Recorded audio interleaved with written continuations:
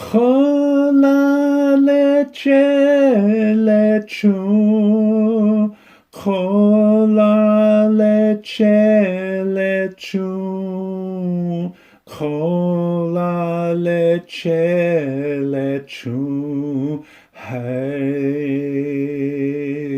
hey Januki nitrungashila Waniyang uktelo hai chanu bawaji yuhailo takeki miksuya obario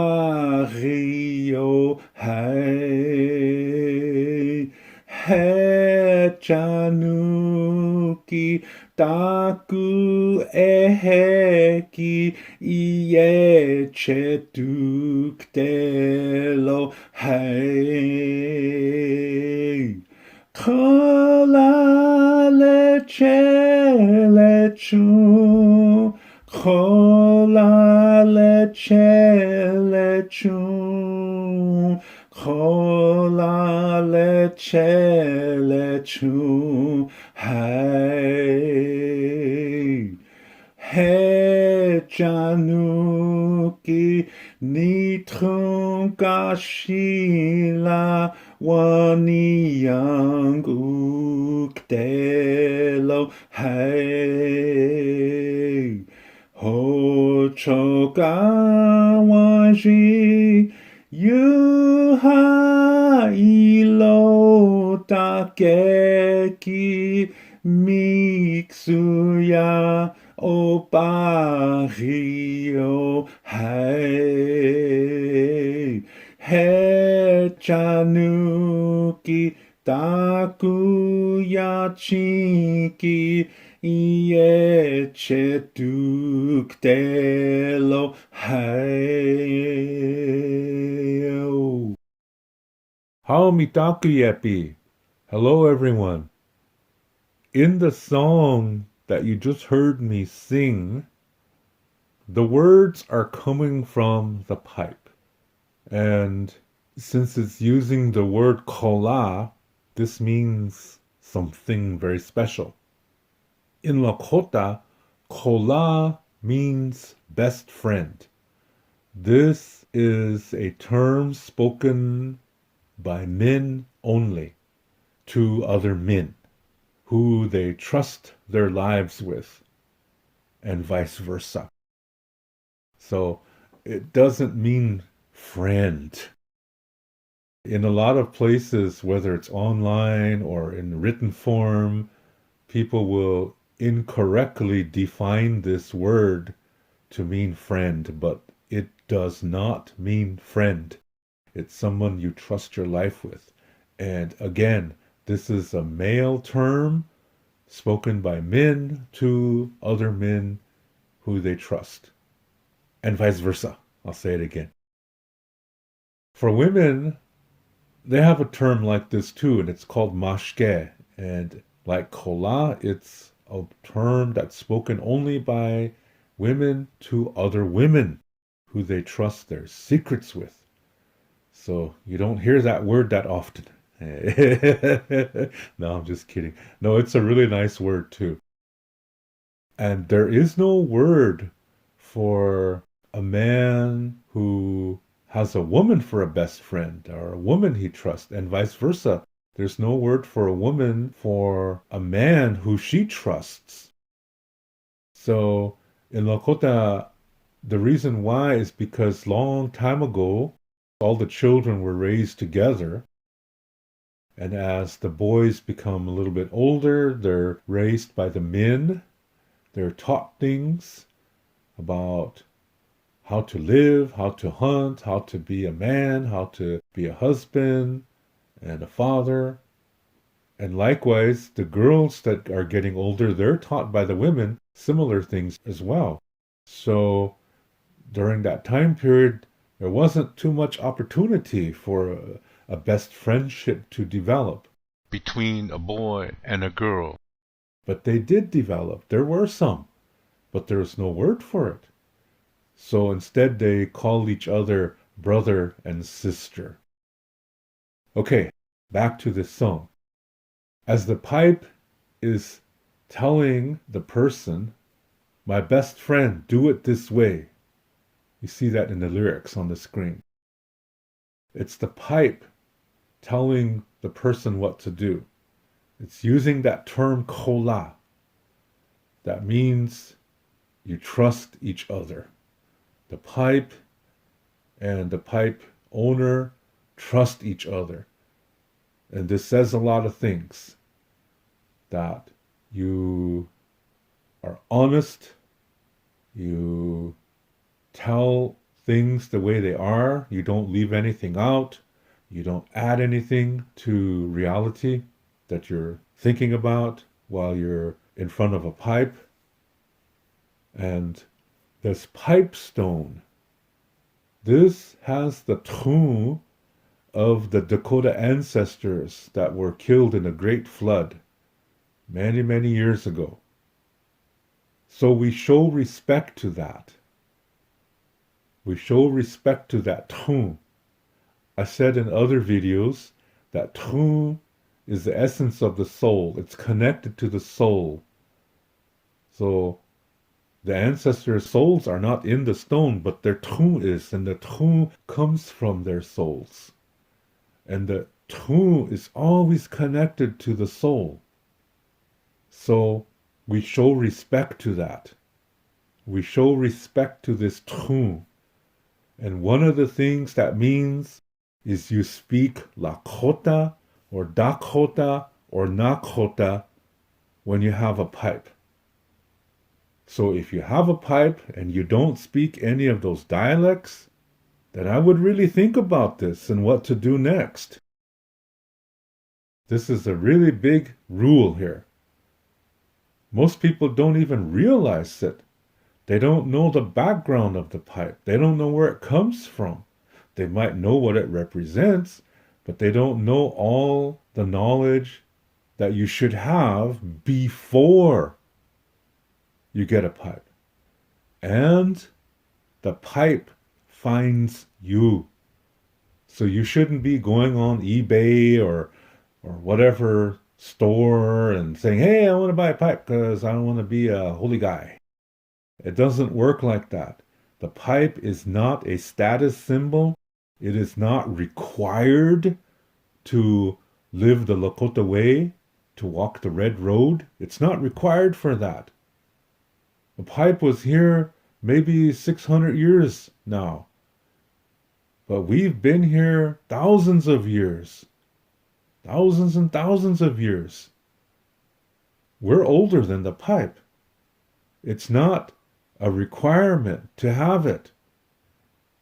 But most people, they'll think, okay, I'm going to follow the Lakota way or I'm going to walk the red road. By the way, red does not mean Indian. Because a lot of people misunderstand that. They think that the red road means the Indian way. No, it doesn't. Red represents life. The red road is the way to live in a healthy way. And that includes learning from difficulties. So difficulties are part of the process here. So again, many people think that if they're going to follow the Lakota way, that they have to buy a pipe, they have to buy a drum, they have to get a flute, and then they have all the necessary things to walk the Indian way. And this is bullshit. You don't need that. This is why in the ancient way, you let the pipe find you. And we don't actively seek one. Because like I said, there has to be a lot of knowledge beforehand before getting one. So you have to know the story, this Dakota flood story that I just spoke about. That's very important because it explains why we have to be a certain way when we're standing in the presence of a pipe. It's not just the pipe itself, it's the actual stone. And there's another misunderstanding, a false belief, actually. This false belief says that, okay, the pipestone is just a rock. It's sleeping. And it's not sacred until it's been blessed in the ceremony. That's total bullshit. The stone is sacred no matter what. It does not have to be awakened because Tu is never sleeping. Tu is always alive. It's always awake. So even if you have a stone, a pipe stone in front of you, it is already sacred. You don't need to wake it up. It's already awake.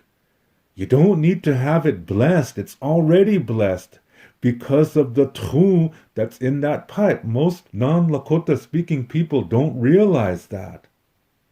So again, this explains why we have to speak one of those three dialects, one of our three dialects when we have a pipe. Because when you speak these dialects, when you speak Lakota or Dakota or Nakota, it has a certain perspective that's different from the Western perspective. And another thing is that some people also falsely believe that a pipestone is only a rock until it's actually carved into a pipe bowl. And this is really bullshit too. As I said earlier, the pipestone is sacred already, whether it's carved or not. It does not need to be blessed or awakened. It already is blessed. It already is awakened because of the tu of the Dakota ancestors that's in that stone. Now, when the pipe addresses its owner as kola, this is indicating a trust, a two-way trust between the person who owns the pipe and the pipe. And trust is earned. This means that a person must trust themselves first before they can trust others. And to do that requires living a healthy life physically, mentally, spiritually, and emotionally, communicating in a healthy way, which includes listening to others, nurturing clarity by asking the other person questions to make sure there's no misunderstanding.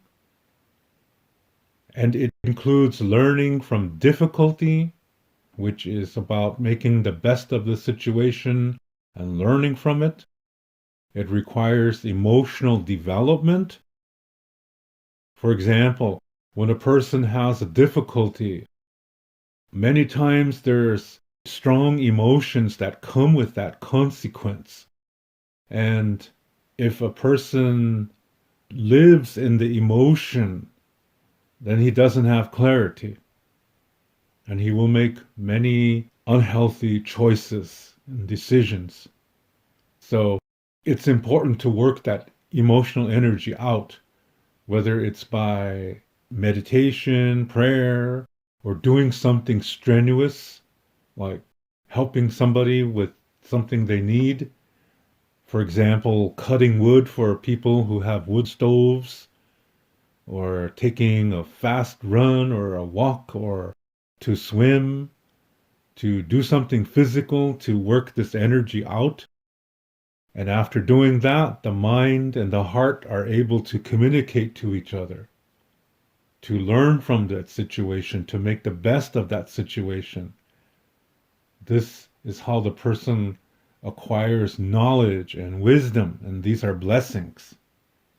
And the person then knows how to prioritize in a more healthy way. So when a person does that, this is how he begins to trust himself. This is how he begins to love himself, to honor himself, to respect himself, to be compassionate with himself. And then this projects outward. Now he's able to do that with others. So a person has to be healthy inside, has to be 100%. The pipe does not complete him. The pipe does not heal him. He has to be 100% first. Now, 100% doesn't mean he's perfect. It just means that he's doing his best in living a healthy life. Some days he may do more, some days he may not be able to do more because every day is a different day. But as long as he's doing his best to live a healthy life and communicating in a healthy way, listening to others, acknowledging them, this is being 100%. This is how he is complete. He doesn't need another person or a thing to complete him or heal him. He heals himself by living in this healthy way. This is how we are open to healing energies to come into us when we live in this way that I just described. We are opening ourselves up to the universe, to that which is around us, so that healing energies can come into us. And this is showing that we are the ones that are doing this. We are the ones who are making ourselves open. So it's about living in such a way that healthy energy may come into you. Now, this is showing one thing, that reality begins within. Yeah? How you take care of yourself. Reality begins within. And then when you live this way, as I said, then comes another concept. Like attracts like. So when you're living in this healthy way, then healthy energy will come to you. You're opening yourself up, yeah? And the healthy energy is able to come into you to heal you. So you're really are a big part of the process of you healing yourself. It's not about depending on something out there. It's about depending on yourself. That comes first, because when you do this, you're building love inside of you. You're building intimacy within you. And now, as I said, by nature, it projects out of us. And so now we have something to share.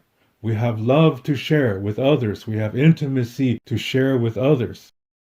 See, we have to build it, to nurture that inside of us. Because if we don't do that, how can we share anything with others if we don't have it? If you don't take care of yourself, if you don't love yourself, if you don't honor yourself, and you don't respect yourself, then how can you share that with others? Because you don't have it within you. You have nothing within you to share. How can you share nothing? So you have to build it within yourself. As I said, you do this by how you live. If you live in a healthy way, then you're building this, you're nurturing this. Everything that I explained earlier, how you live your life, when you do it in a healthy way.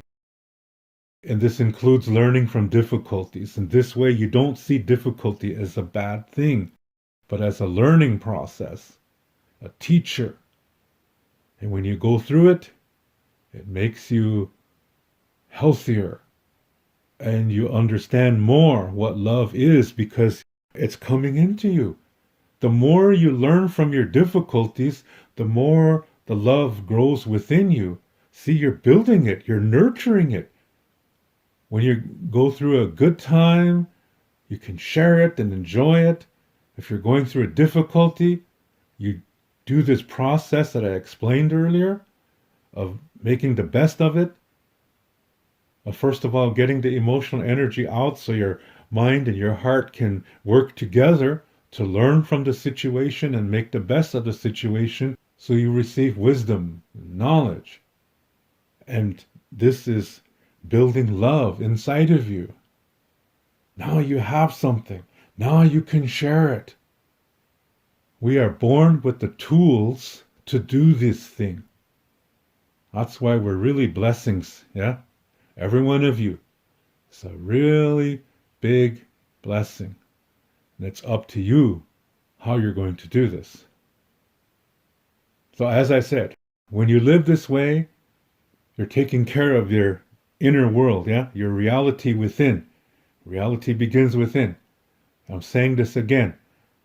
So, however you are within yourself, this is what you attract. So, if you don't have this love inside of you, you're unhealthy. And that's what you're going to attract. Or if you have a false idea of love, that's what you're going to attract. So when you want a healthy relationship, you got to have a healthy relationship with yourself first. And then you will attract something similar or someone similar. And then you can learn from each other, and maybe you'll go through difficulties together because you're the same, yeah? You both know that difficulty is not a bad thing and that it's a way to learn, to grow, to become more filled with love. So, like attracts like. So you attract somebody like you. This is how the pipe finds you if you need it. You have to live in a healthy way first. Then it finds you. If it's going to be a part of your life, because it's not required to live. It's a supplement, but it's not required for everyone. Most people don't need this. Most people need what's already inside of themselves.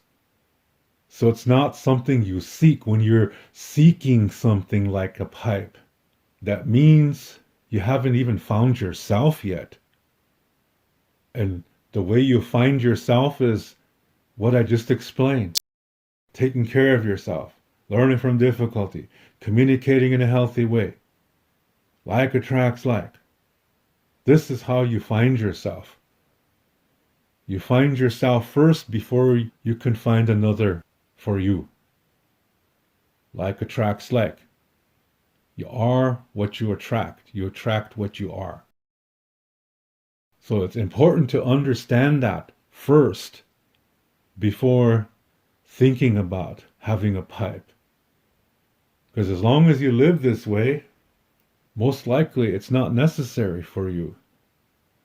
As I said, the Lakota star knowledge has been here since the creation of this universe. The pipe is just around 600 years old, maybe a little bit older, but not much. And we've had this knowledge for thousands and thousands of years before the pipe came. The pipe's not for everybody, and it's not required for everybody. It's not necessary, and it does not make you better. It does not make you holier. Another thing is that you have to understand that generosity includes when to say no when somebody asks something from you. There's a lot of people have that misunderstanding. They think generosity means you always share, no matter what the situation is. You share with others whatever it is that you have. It sounds nice, but it's not true. Generosity includes knowing when to say no. Whenever an addictive person asks something from you that will nurture their addiction, this is when you say no. Because if you nurture it, see, this is a communication. And we have to think about this wawokie. This is a natural law of generosity. And what it means is that when you do something or how you interpret something, how you listen, the way you do that sends an energy out. And if you do this in a healthy way, that energy comes back to you 4 times as strong. And likewise, if you do this in an unhealthy way, that energy comes back to you again 4 times as strong. So if it's unhealthy, it comes back to you unhealthier. So you mess yourself up. So let's say an addict comes to you. It could be any kind of addict, not just drugs, but somebody who likes to gamble, somebody who just lives in a unhealthy way. And they ask something from you, and when you know it's going to feed their addiction, there's that chance, and you give it to them, and then you say, okay, do it right, or the energy comes back to you and makes things bad for you. Well, that's a little bit of irresponsibility there, because you have to be responsible for yourself too. When you give something to a person who's unhealthy and you know that person is going to use that in an unhealthy way, then you've done something unhealthy too, because you have knowledge of it. So you sent out an unhealthy energy too, and that's going to come back to you 4 times as strong. So it's going to come back to you unhealthier. It's going to go against you, and you did it to yourself. You see, when this happens, this is called codependency. When we say yes to everybody, when we give things to everybody that asks for them, this is codependency. And the more you do this, this is always an unhealthy communication. You're sending an unhealthy energy out, and it comes back to you 4 times as strong. The more you do this, the more you lose yourself. And whatever you built within yourself, all the love that you've built within yourself begins to erode away. It goes away now because you're communicating in an unhealthy way. You're being codependent. So the peace and love that you built within you starts to leave you. You start to lose your foundation. Then you start feeling something is wrong, something is missing. It's because you're the one who let it out to unhealthiness. You're the one who did it, and you're the one who nurtured it. That's codependency. You're becoming a victim. In a way, you're abusing yourself, so you're also the victim. You're the abuser and the victim within yourself. This is called duality. This is very unhealthy. Then you have no clarity. And that's what you're going to attract. See, you're losing your healthiness inside of you. You're losing it. And you're becoming unhealthy. So now you're going to attract other unhealthiness. So saying yes to everybody is not a healthy thing. That's why I said generosity includes knowing when to say no. Now let's use this same situation. An unhealthy person comes to you and he says, please help me. I need some money because I need to do this. And you know he's going to feed his addiction. That chance is really high. What you can do is say, okay, so you want some money to buy food. Okay, let's go to the store. I'll buy you food. Then he might get mad. You don't know what I'm going to buy. What? You don't trust me? Who do you think you are?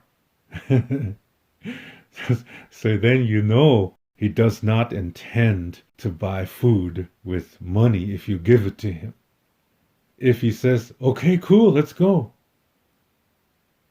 Again, you have to still be careful because, yeah, he might get the food from you, but then he might take that food to somebody else and sell it. So the best thing to do would be, okay, come in. Hey, I'll feed you. I'll make you something to eat. If he really needs that food, he will say, okay, thank you. and he will accept your offer, then you can make him something to eat. That's generosity. But to just give him the money, you're playing a role in feeding his addiction. And that's unhealthy communication. You send that out. When you do that, you're sending out unhealthy energy. It comes back to you 4 times as strong, mess you up. This is not generosity. So instead, this person asks you, okay, can you give me some money? Gonna buy some food. I haven't eaten in 4 days. What, he's standing there. I'll tell you something. If if I haven't eaten 4 days, I probably wouldn't even be able to stand.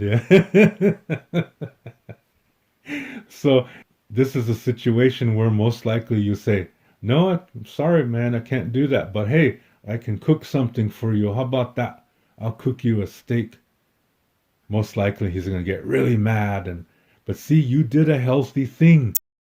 He's angry at you, but that's kind of his problem, yeah? Because he's the one that tried to get you caught into an unhealthy web, an unhealthy cycle here.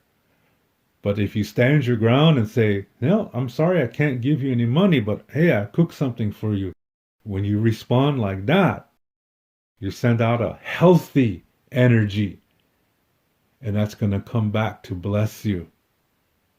So the person could still get help from you because you're offering to cook for him. And he can accept it or not. Yeah? Maybe he says, heck with you. Geez, you're stingy with your money. Let's see what they usually say. And they walk away and really try to drag your name through the mud with other people. But that's their own unhealthy communication. You have to be responsible to you. You can't save the world. Because if you think like that, then you're unhealthy. Because you think everything revolves around you. That's self-centered, and that's not generosity either. So knowing what generosity really is really important before even thinking of getting a pipe. As today, a lot of people misunderstand that. They think that when you have a pipe, that anytime somebody comes to you, you have to help them no matter what it is. This is not true. This is absolutely not true. But how did it come to that people think like that? How did we lose that knowledge of what real generosity is? How did we become a codependent nation? I'll explain that to you in a few minutes. It's because of a historical incident that happened when the reservation time first started in the late 1800s and early 1900s. I'll explain that to you in a few minutes. This is how we lost that knowledge of what real generosity is. So, these are things to think about before getting a pipe. Whatever you do, remember that's energy going out and coming back 4 times as strong. This is not a threat. This is natural law. These are laws created by the universe. They work. It's how the universe was created. Everything was created by these natural laws. So, when you live in this healthy way that I explained these past few minutes here, you're living in a healthy way, you will attract that. You'll attract a best friend, which could be a pipe. It's not necessary, but in some cases it could happen. So that's how it finds you. You attracted it because you lived in a healthy way. This is why it's calling you kola. Do it this way. When you do it this way, then that which you ask for will come to you because you're attracting it. As long as you're living this way, you attract healing to you because you're living in a healthy way, which is really a healing way. And you're doing your best. And if you have a difficulty or you become ill with whatever kind of disease it is, as long as you're trying your best, the healing will come to you because you're attracting it. You see how that like attracts like concept fits in here concerning the pipe. So, about 600 years ago or so, there was this group of Itazipco-Lakota people that were really going through a great difficulty. And they were living in a good way. They were doing their best to live in a healthy way. But they came upon a great difficulty. And other Lakota tribes wanted to help them. But this Itazipco-Lakota people said, just wait a little bit. We want to try something one more time before we accept your help. If it doesn't work, we'll accept your help. But we want to try this one thing. And remember, like attracts like. They were doing their best to live in a healthy way. And this is how, using that like attracts like concept, this is how the lady who brought the white buffalo calf pipe came to the Itazipco Lakota people. They attracted it. And when she came to them, she gave them instructions concerning this pipe. And some of those instructions include what I just said here. And I have a video on that. And I'm going to put the link in the description. So I encourage you to click that link in the description concerning the white buffalo calf pipe and listen to that story. And you'll hear more information, more rules about it, and then you'll know what I'm talking about. Then you'll understand this song even more. When like attracts like, it fits everything. Healthiness attracts healthiness. Unhealthiness attracts unhealthiness. But using the word kola, you use it to somebody that is your best trusted friend, and both of you trust each other so much, you love each other so much as brothers, that you are willing to die for each other, to defend each other to the death. This is kola. This is saying that both of you are living in a very healthy way. So this is saying that when you have a pipe, you have to be living in that healthy way to know what real generosity is, to know when to say no, and to give help when you see where it's needed. Because sometimes some people may not know they need help. Yeah, and maybe you see it. So you watch the situation and then you know how to work with that situation. And to do this, to understand this, to know this, means you got to be healthy inside you first.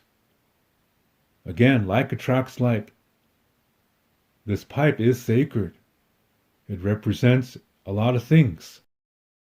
It represents Alma Makashka, the four-legged, the two-legged, that which moves and grows, and the winged. It represents all of that. It all comes together when it's assembled. It represents healthiness.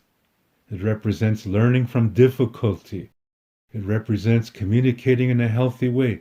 It represents listening actively, not just hearing, but listening actively, interpreting things. It represents clarity, which means you have to have that inside of you first before you can attract it and use it effectively.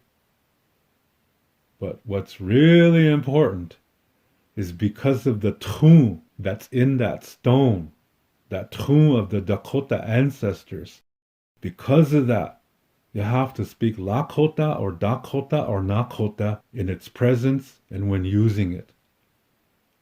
That's what's really important.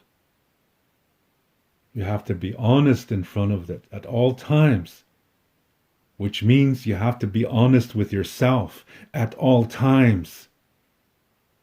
You see the reflection? You see the mirror aspect? Like attracts like. It has to do with that. This is only the beginning. So think of these things when you hear this song. And now I will explain to you how we lost a lot of knowledge, like how we lost the true definition of what real generosity is. And this is how it happened. Back in the late 1800s, when we were placed on reservations, there were prison camps in the beginning. And this is a situation where we couldn't leave. We were not allowed to hunt. Our knives and guns were taken from us. And we were only allowed to eat whatever the American government gave to us, which was really no good food. The quality of the food was okay when it left places like Chicago and stuff like that.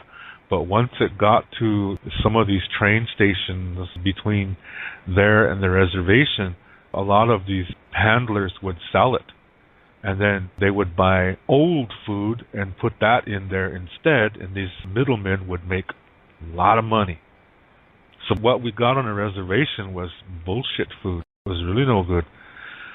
And we ended up getting all kinds of diseases like heart diseases, hypertension, diabetes, things like that. And then at the same time, our language and ceremonies were declared illegal by the United States. So we were hit physically, spiritually, and emotionally. Soon after that, our minds became weak. These are the four parts of the self. So with the four parts of the self being sick, we lost our connection to our sacred center. So we started to focus on communicating away from that. And then the priests came from the various churches, and they learned our ways and said that since our ways conflict with the Bible, that our ways are evil, that they come from Satan. They come from the devil. So in our weakened states, we slowly began to accept that. Now, another thing is that there were some Lakota people that didn't want to accept that. They wanted to hang on to the traditional Lakota star knowledge ways. And if they revolted, they were sent to a mental hospital in Canton, South Dakota, which was set up for all reluctant Indians in America that did not want to become Christianized. They were sent there. And these church priests also committed the medicine men, medicine women, holy men, holy women. They committed all of them to these mental asylums too. This way, the people would not go to them for help, that they would come to the churches. They wanted the Indian people to only go to the priests and not their traditional healers. So they sent the healers to this mental asylum to die. And if you are radical, you were sent there to die too. So while this is happening, the priests are saying to Indian people, if you believe our way, we will help your children. And so it was a very, very dire straits time. And so a lot of Indians became Christians because of that. Like I said, we were weak-minded too at that point. And those who stuck it out, there were people who refused to accept Christianity, but they went to church anyway. What they were doing was they were putting up a candy store front. On the outside, they were acting like good little Christian Indians, but on the inside they weren't. They were star knowledge people. They did this because they didn't want to get sent to that mental asylum to die. That's sad, isn't it? But that's part of what happened back then. And it's because of these people who maintained this knowledge in secret. Thanks to them, they passed it down to certain people, like me, and we still have this knowledge. And I'm sharing it with you. Because this regards the sacred center. And we all have that. This is not a Lakota thing. This is a Ikje Oyate thing. Ikje Oyate means human being. When you live this way, you communicate as a human, not as a Lakota, not as a German, or a Japanese, or an African. You communicate as a human. That's really important to know. So, that's how it was back then. Now remember I said that the priest said to the Indians, we will help your children. So, they took the children away from the parents, sent them to boarding school hundreds of miles away, where these children were tortured to speak only English and learn the civilized Christian way. If they spoke about home, they were tortured. These schools didn't do background checks in those days. The pay was really low. So they got really no good teachers in these schools. A lot of these teachers were sadistic. They got sexual pleasure from torturing people. And here, this is like summer holiday camp for them. And the same thing for perverts. A lot of perverts now had their pick of the litter. And they could get away with it. That's what happened. A lot of these children were murdered.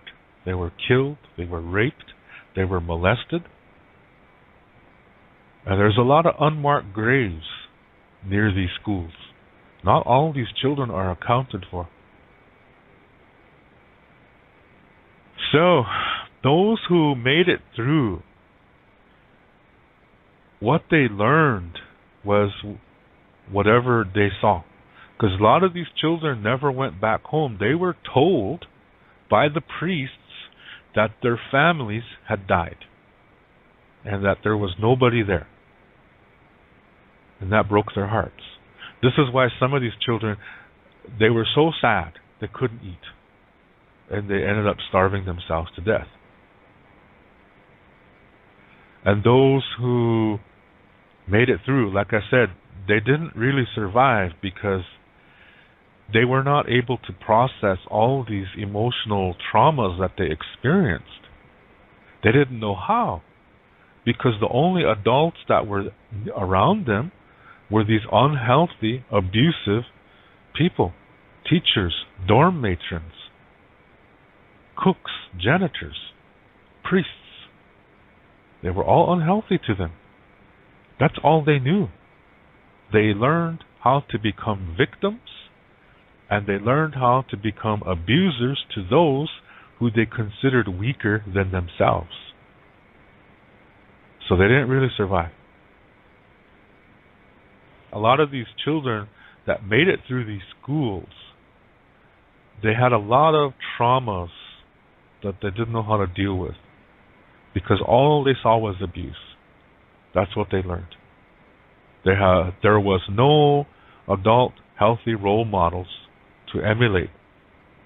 And remember I said these children were told that their families were all dead. So they didn't go back during summer holiday. They just stayed at these schools and worked. So when they left these schools, they tried to live in mainstream America. Nobody accepted them. They would say, you're a heathen. You're a dirty Indian. So they couldn't even get jobs off the reservation. And when they went back to the reservation, to their people, they ran into more problems. Many, many times they were not even accepted by their own people, because their own people were saying, you're too white. You act like a white man. So they're caught in between. So a lot of them turned to alcohol to try to hide all of it, to try to forget everything. They turned to alcohol, and then later drugs. There were some who tried to make it. They married each other because they knew each other went through the same thing.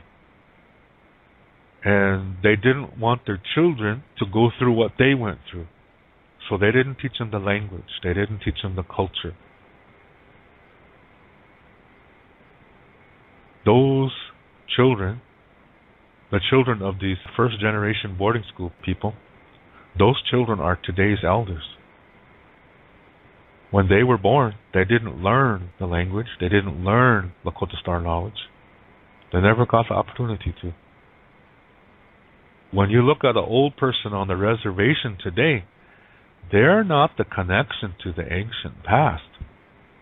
No, they were born in a Christian background at a time when the reservations were strongly Christian.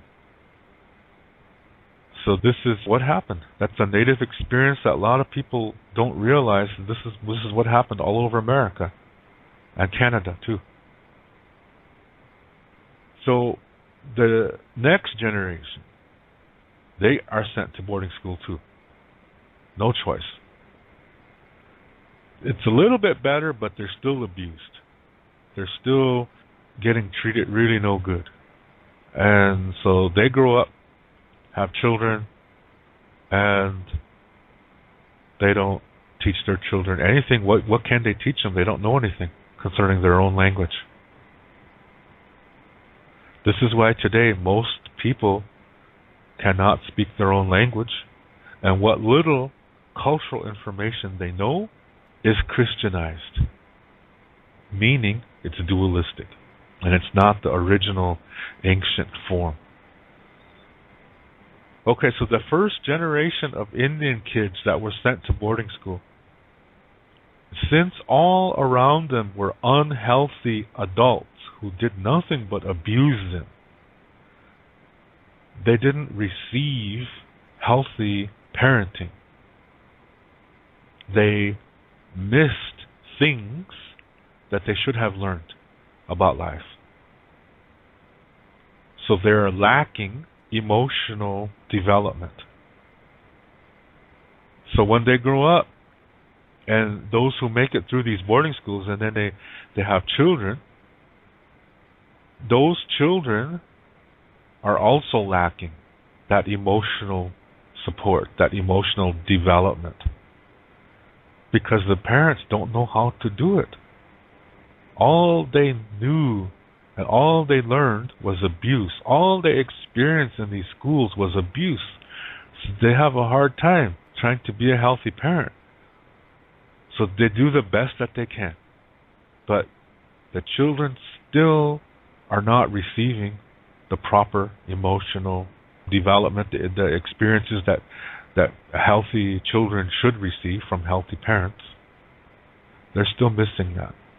And so when that second generation grows up, they know even less concerning healthy parenting. And so their children receive even less. And every time this happens, the next generation becomes more dualistic than the previous one. So let me try to say that again. The first generation boarding school kids, they didn't receive proper parenting skills. So when they have children, their children are not receiving healthy training that they should be receiving. They're receiving even less than their parents. Now that second generation, when they grow up, see, they know even less. So when they have children, those children are receiving even less, and it gets worse with each generation, which also means that the less healthy emotional development they receive, the more dualistic they become. So with each generation is more becoming emotionally underdeveloped, they're also becoming more dualistic. So today, it's a huge mess on the reservation. As a whole, we're incredibly underdeveloped emotionally, and we are incredibly dualistic. We're quick to attack each other. We're quick to pull each other down. or just like the rest of the civilized dualistic world. Notice I didn't say white man, because this is all over the world. It's not just among white countries. It's all over the world. Wherever there is a dualistic ideology, where one gender is considered less than and property of the other gender, you're going to have incredibly underdeveloped emotional people, which equals incredibly dualistic people. And that is unhealthy. So that started by the time of the late 1800s on the reservation. Thank you very much for taking the time to listen to this video. I really appreciate it. And if you would like to send a special thanks in support of this channel, look at the bottom of this video where the title is, and right under that, where it says like, dislike, and share, right in that area, slide it towards the left, and you will see the symbols change, and then you will see a heart-shaped button that says thanks on it. If you would like to click on there to send your thanks of support, I would really appreciate it, as I really do enjoy making these videos and speaking with you and spending some time with you. So again, thank you very much for listening. To learn more about Lakota spirituality, I have written a book called Wichocha Otechige. This book also includes Lakota star knowledge information. All the videos that I make, which are about Lakota spirituality, Lakota star knowledge, and cultural information, are based on this book. This book costs 99 American dollars. This price includes the shipping cost as well as a tracking number. And to learn more about Lakota language, I have written a Lakota language book called Chante Etanha Owoglake, Speaking from the Heart. And all my Lakota language videos are based on this book. This book costs 119 American dollars. This price includes the shipping cost as well as a tracking number. I also teach online, and I give spiritual consultations as well. If you are interested in any of my services and products, you can send payment via PayPal to my email address, which is hehaka7@yahoo.com. That's HEHAKA, the number 7@yahoo.com. When you send your payment, please include your shipping address and your email address. Lila Pilamayelo. Thank you very much. In the Lakota way, everything is circular. As a result, we do not have a word for goodbye in the Lakota language. And so instead we say until next time, which in Lakota is Doksha Ake. And I will catch you in the next video.